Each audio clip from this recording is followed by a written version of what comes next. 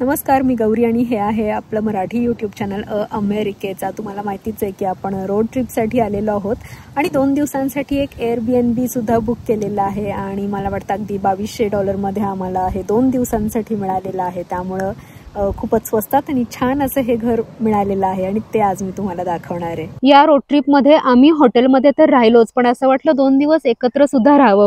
तर हे ते एअरबीएनबी आहे। इथं आसपास पण अशी एअरबीएनबीची खूप घरं आहेत आणि मी हा व्हिडिओ आत्ता इथून निघताना करते, याचं कारण आम्ही पोहोचलो तेव्हा खूप रात्र झाली होती, इथं संध्याकाळ, त्यामुळे मला ते फिल्मिंग जमलं नव्हतं।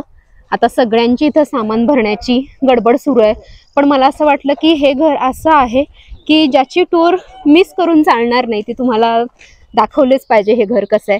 त्यासाठी हा खास व्हिडिओ आहे। याच्या बाहेर इतकी सुंदर सुंदर फुलं आहेत, इतकी सुंदर सुंदर, आणि ती त्यांनी आत सुद्धा ठेवलेली आहेत।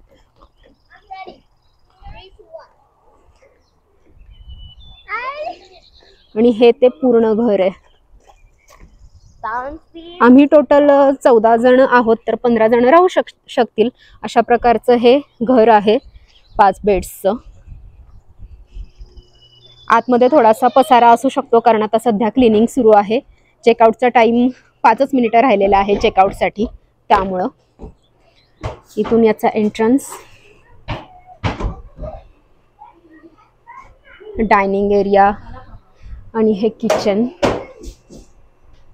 सगळं वुडन केबिन सारखं त्यांनी हे घर तयार केलेलं आहे। आणि येलोस्टोन नॅशनल पार्क बघायला जे टुरिस्ट येतात तेच इथे राहतात, त्यामुळे अर्थातच सगळी अशी प्राण्यांची वगैरे थीम आहे। इथं अस्वल आहेत, इथं जे जे प्राणी दिसतात ते सगळे इथल्या जंगलांमध्ये आहेत, नॅशनल पार्क मध्ये आहेत।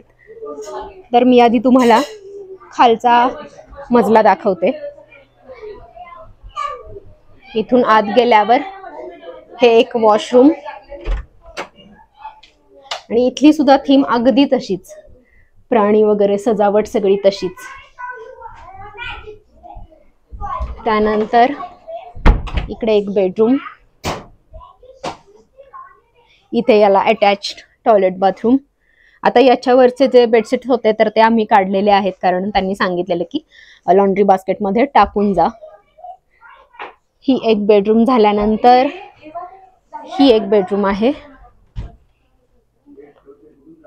याचं तुम्ही सगळीकडे तुम्हाला फक्त आणि फक्त प्राणी दिसतात, कारण सगळ्या घरांमध्ये तेच दिसणार आहे। आणि इथं लॉन्ड्री वगैरे आहे, आणि याच्या मागे जो डेक आहे तो खूप सुंदर आहे।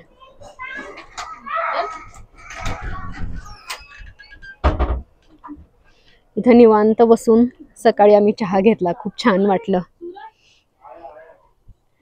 एका क्षणाला हे खरं आहे असंही वाटलं। इतका सुंदर व्ह्यू आहे समोर। तिथे फायरप्लेस सुद्धा केलेली आहे।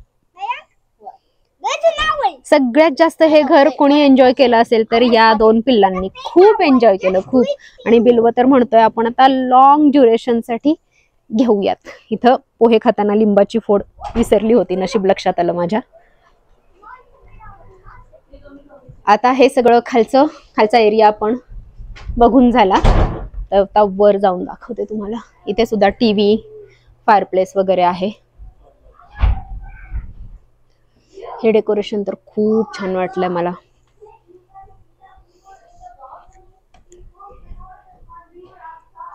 मोठा आरसा, जसं त्यांचं होतं तसं घर आम्ही ठेवण्याचा प्रयत्न करतोय, म्हणून तर इथं सूरज मस्तपैकी एअर फ्रेशनर मारतोय। आणि हे मी तुम्हाला सांगत होते, हे खरे प्राणी आहेत सगळे। हा तर मला सगळ्यात आवडलेला आहे। खरं तर शिकारीच्या विरोधात आहे मी, पण आता इथं हंटिंग तुम्हाला माहितीये, शिकार करणं हा काही गुन्हा नाहीये, कायद्यानं त्याला परवानगी असल्यामुळं माणसं शिकार करतात। हा एक मस्त त्यांनी एरिया दिलेला आहे, आणि ही एक मोठी बेडरूम आहे।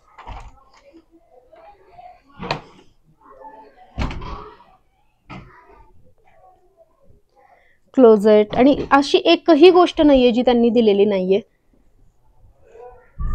व्हॅक्यूम क्लीनर्स तर आहेतच, पण किचन मध्ये अगदी छोट्या छोट्या गोष्टींपासून, म्हणजे पेपर रॅप असेल किंवा झिपलॉक्स असतील, सगळं सगळं दिलेलं आहे त्यांनी. आता इथली लाईट का लागत नाहीये, बापरे. सॉरी, मला बटन कळत नाहीये कुठे. ठीक आहे, पण ही एक बेडरूम होती. आणि हे कपाट पण किती छान दिसतंय ना.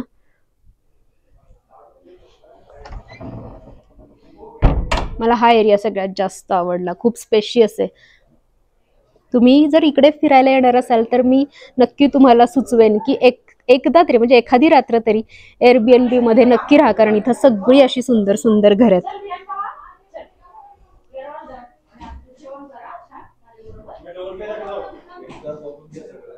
तर असं हे घर होतं आयडाहो राज्यामध्ये, जिथं आम्ही राहिलो 2 दिवस. तुम्हाला आवडला का हा व्हिडिओ? कमेंटमध्ये नक्की सांगा. भेटत राहू अशा छान छान व्हिडिओ सहित. Bye bye.